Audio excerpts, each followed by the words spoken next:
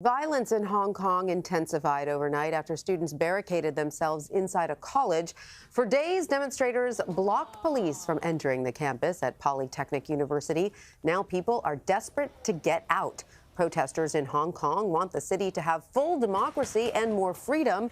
Police have fired tear gas and rubber bullets on students. This all comes ahead of a new election in Hong Kong this weekend. CBS News Asia correspondent Remy Inocencio is on the ground. Police pushed past student barricades and into Hong Kong's prestigious Polytechnic University. Smoke filled the air as they chased down protesters, escorting some away in handcuffs. If the protesters do not initiate the use of force, the police will not initiate the use of force. Early Monday, the university's president appealed to protesters to abandon violence. But as some students attempted to leave the campus, they retreated in the face of approaching law enforcement. It's the culmination of a days-long standoff. Police armed with riot gear, tear gas, and water cannons. And students stationed behind homemade barricades, equipped with makeshift catapults, slingshots, and petrol bombs. Whoa. At one point, protesters forced a police vehicle to turn back after hitting it with a flurry of explosive fire. Some were even seen with bows and arrows, and photos show an arrow piercing an officer's leg. These protesters attacked an ambulance in an effort to free an injured woman who was also under arrest. And this protester, identified only as Matthew, said, "I do want to leave, but I won't, because there are still a lot of people here, and it is not safe." Now, this standoff has been going on for more than 24 hours. More than 40 people have been arrested. This university, along with colleges across this territory, are closed tomorrow and possibly the rest of this week. Remy Inocencio, CBS News, Hong Kong. And for more on what is happening in Hong Kong, I want to bring in Gordon Chang. He's the author of the book, The Coming Collapse of China. Gordon, welcome. Thank you for joining us. You know, as an expert on China, perhaps you can give us a little bit of perspective on what's going on in Hong Kong right now. Protesters won a legal victory on Monday when a court overturned a ban on wearing face masks. But the situation only seems to be getting more tense and even more violent. Why is that? Well, Beijing right now is not willing to negotiate with anyone. What we're seeing right now is, of course, a lot of violence. But that's violence because Beijing has closed off the possibility of peaceful change. We go back to June when these protests started on a continuous basis.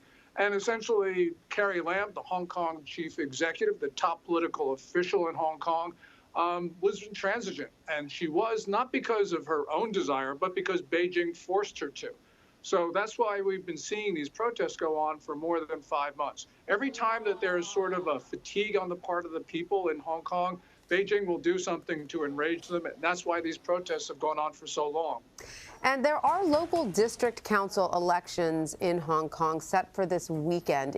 Why is this election significant? And would the government perhaps postpone them due to the unrest? And how will people respond to that? Yeah, the government a few hours ago imposed conditions for those elections going forward, and it looks like they will postpone, though no final decision has been communicated to the public. These are district council elections for Sunday. The district councils are not that important, but the reason why they've taken on significance this year is because democracy candidates are going to win if those elections go forward.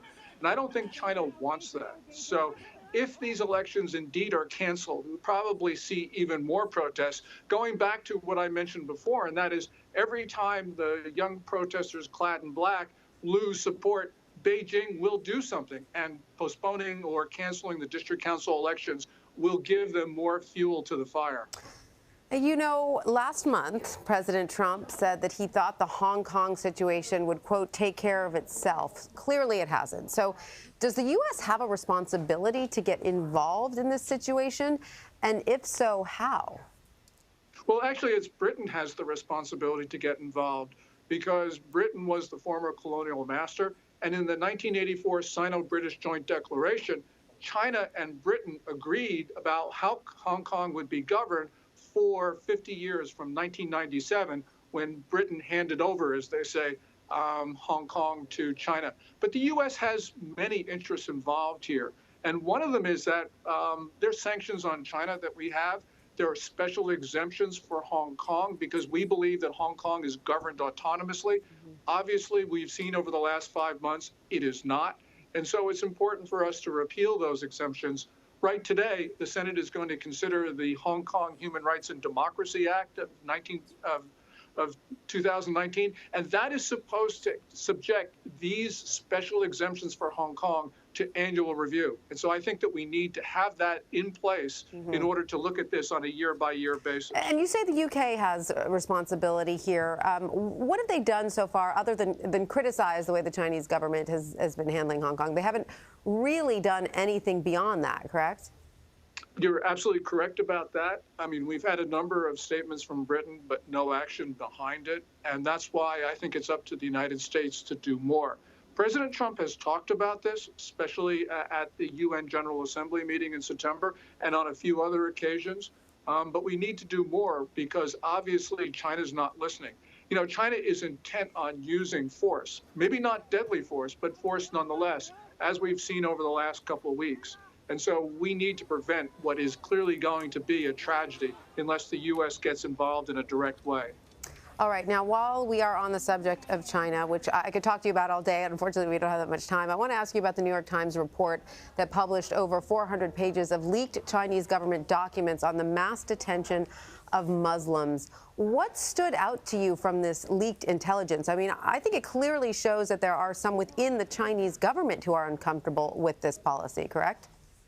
Correct. I mean, the most important thing is perhaps that there are people in Beijing who don't want to this really horrible minority program of concentration camps and slow motion cultural genocide.